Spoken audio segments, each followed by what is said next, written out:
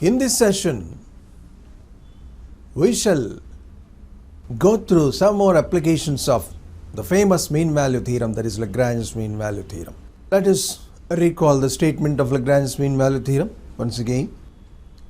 If f is a real function defined and continuous on closed interval a to b, derivable on open interval a to b, then there is at least one point, say C, in the open interval a to b such that it is always possible to draw a tangent at x equal to c such that the tangent is parallel to the chord AB, where capital E and capital B are the points corresponding to x equal to a and x equal to b on the curve. And the statemental form is, of course, f dash c is equal to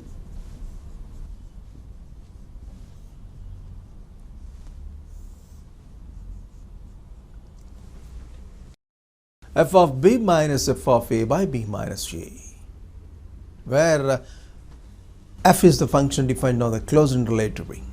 Yes, we shall now discuss with some more applications of Lagrange's mean value theorem. Lagrange's mean value theorem is widely in use in observing, creating and using so many inequalities of famous functions. So many inequalities involving famous functions like e power x, sin x, cos x, sin inverse x, tan inverse x, log x, like that. Let us see what type of inequalities can be produced and can be used. Yes, for the first time, or rather in the beginning, we shall start with the function, say, log x. Let 0 less than a less than b, that is, small a and small b are two positive real numbers such that a is less than b. F from closed interval a to b to r be defined by f of x is equal to log x. F of x is equal to log x. We are now ready to use a famous inequality b minus a by b is less than log b by a less than b minus a by a. What is that? Let us see. Clearly, f belongs to C of closed interval a to b. F of x is equal to log x is clearly continuous on the closed interval a to b, provided a and b are positive. It has been given in the data itself, in the beginning itself we have been given. Okay. Similarly, f belongs to D of open interval a to b also. Therefore, LMVT can be applied. That is, f satisfies the two conditions required of the hypothesis of Lagrange's mean value theorem have been satisfied by this function. Therefore, LMVT can be applied. Therefore, there exists C belongs to open interval a to b such that f dash to C is equal to f of b minus f of a by b minus a. F dash C is equal to f of b minus f of a by b minus a. But what is f of x? Log x. F dash x is 1 by x. F dash C is 1 by c. Therefore, 1 by c is equal to f of b log b minus log a by b minus a. Call this 1. You see, where is C? C is in the open interval a to b. What does it mean actually? A is less than C is less than b. That is, 1 by a is greater than 1 by c is greater than 1 by b. You just reverse it. 1 by b is less than 1 by c is less than 1 by a. But by 1 by c we mean log b minus a by b minus log b minus log a by b minus a. Therefore, 1 by b is less than log b by a by b minus a less than 1 by a. Multiply throughout with the number b minus a. What happens? B minus a by b is less than log b by a less than b minus a by a, which we have discussed in the beginning of this problem. This inequality could be produced by applying Lagrange's mean value theorem for the function f of x is equal to log x. Yes. So this is 1 minus a by b is less than log b by a is less than b by a minus 1. 1 minus a by b is less than log b by a is less than b by a minus 1. Yes. That is the result of Lagrange's mean value theorem. You can be asked directly this inequality as a question. Among 4 options it must be given.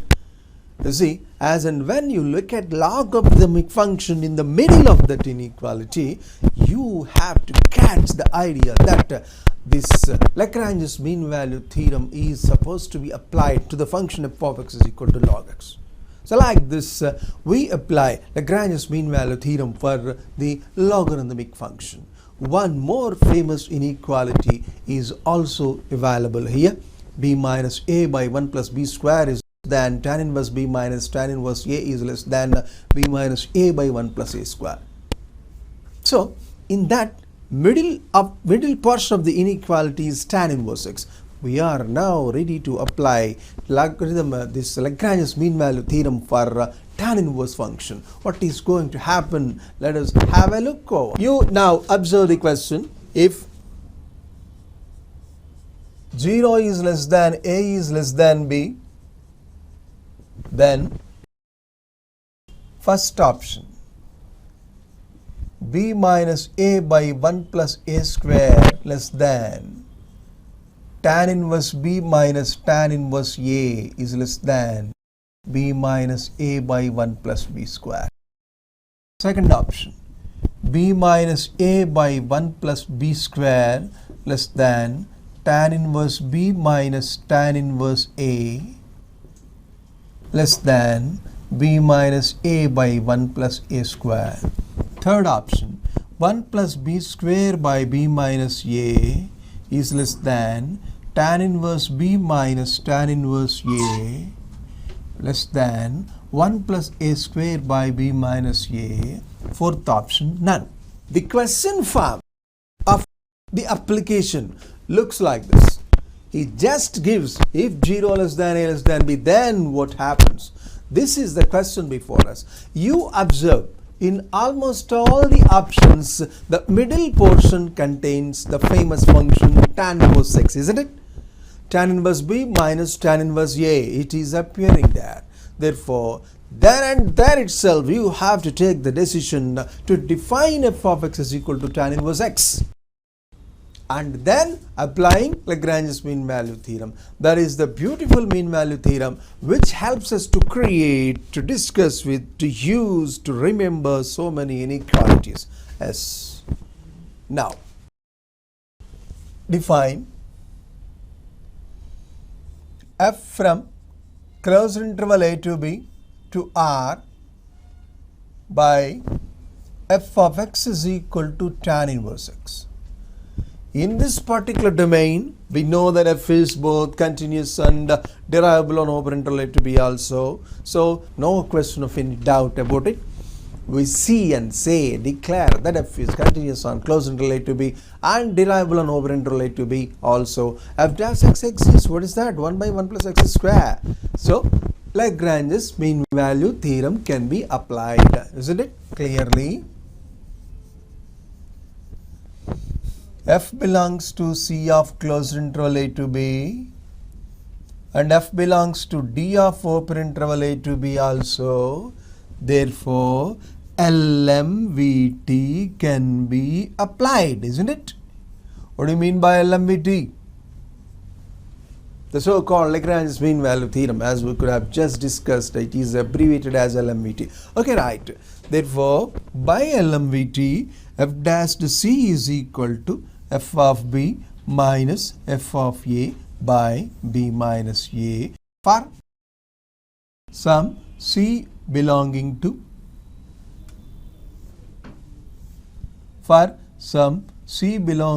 open interval a to b. This is the essence of the application. And now we use this to trace which option is correct. One thing is clear, f of b minus f of a is tan inverse b minus tan inverse a. Tan inverse b minus tan inverse a is okay. Then in the denominator b minus a is there. F dash c is equal to b minus a. Therefore, b minus a is also present in the upcoming inequality. Which option is correct? We have to test. We have to see. Well, I like to remove the first part of this to save some space. Look here. What is f dash c? What do you mean by f dash c? F of x is equal to tan inverse x. F dash x is 1 by 1 plus x square. And what is f dash c? 1 by 1 plus c square. 1 by 1 plus c square is equal to tan inverse b minus tan inverse a by b minus a.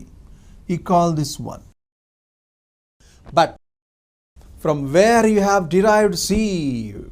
What is the domain of c? C should belong to open interval a to b, isn't it? But c belongs to open interval a to b. Means a less than c less than b.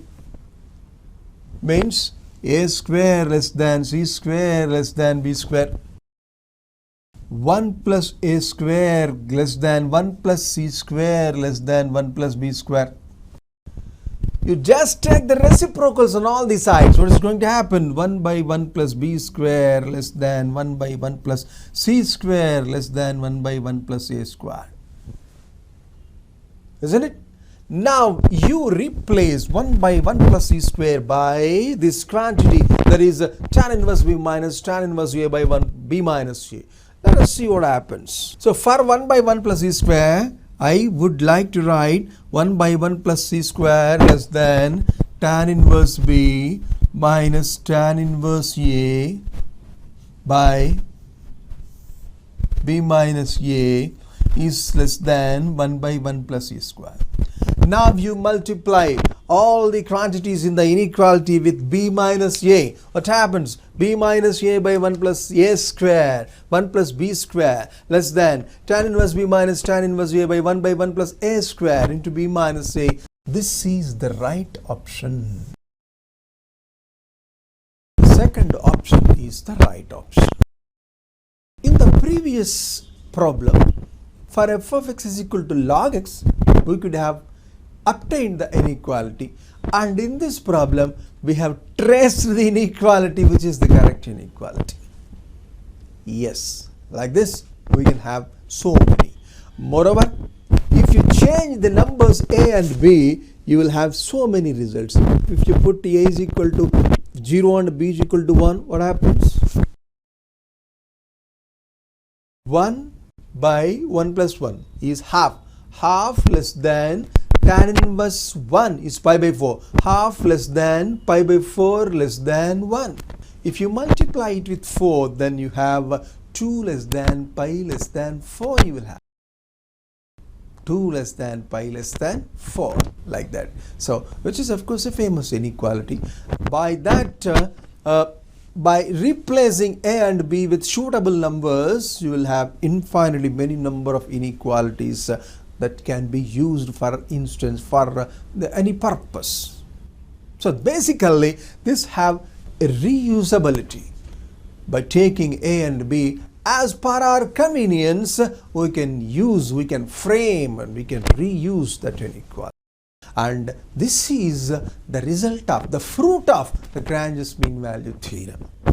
Okay, now let us see what happens if you apply the same for f of x equal to sine inverse x. Let us see what happens. Let us consider the function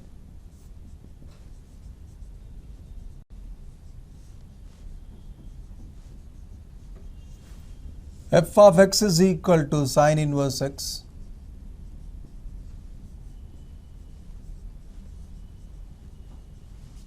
where 0 less than a less than b less than 1. 0 less than a less than b less than 1. because we know that the range domain of sine inverse x is closed interval -1 to 1. Beyond 1 it cannot be defined, therefore 0 less than a less than b less than 1 must be provided. Well, what is our purpose? We would like to observe the result of applying Lagrange's mean value theorem for the function sine inverse x. What happens? One thing is clear, in this particular domain the conditions of hypothesis of Lagrange's mean value theorem are clearly satisfied. Therefore, you can apply Lagrange's mean value theorem.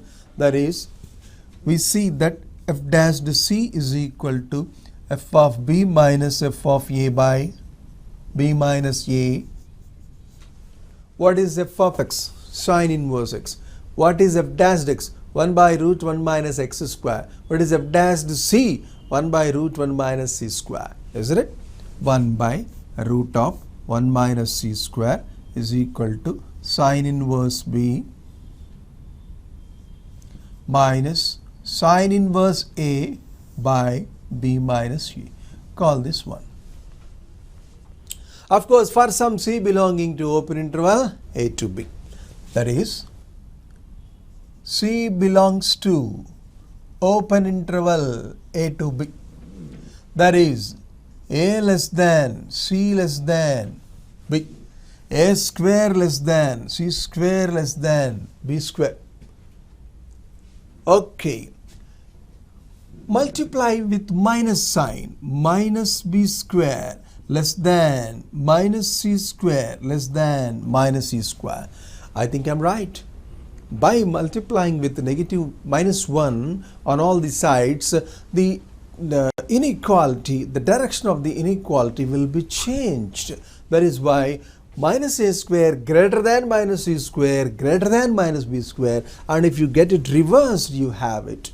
Okay, you add 1 and obtain the square roots. What happens? Square root of 1 minus b square less than square root of 1 minus c square less than square root of 1 minus a square. Now you take the reciprocals on both the sides. 1 by root of 1 minus a square less than 1 by root of 1 minus c square less than 1 by root of 1 minus b square. Isn't it? Actually, 1 by root 1 minus b square greater than 1 by root 1 minus c square greater than 1 by root 1 minus a square, and I have got it reversed, so that 1 by root 1 minus a square less than 1 by root 1 minus c square less than 1 by root 1 minus b square. All this action is just nothing but to have 1 by root 1 minus c square. What are we going to do? We are ready to replace 1 by root 1 minus c square there by this number. Use this there. What do you observe? 1 by root 1 minus a square less than sine inverse b minus sine inverse a by b minus a is less than 1 by root 1 minus b square. Multiply with b minus a on all the sides. What is the essence of this work? What is the fruit of this work, application? B minus a is less than sine inverse b minus sine inverse a is less than b minus a by 1 root of 1 minus b square. This is the ultimate result by applying Lagrange's mean value theorem to this, to sine inverse x. Likewise, you can apply Lagrange's mean value theorem for so many functions to produce famous inequalities. Famous inequalities. Yes.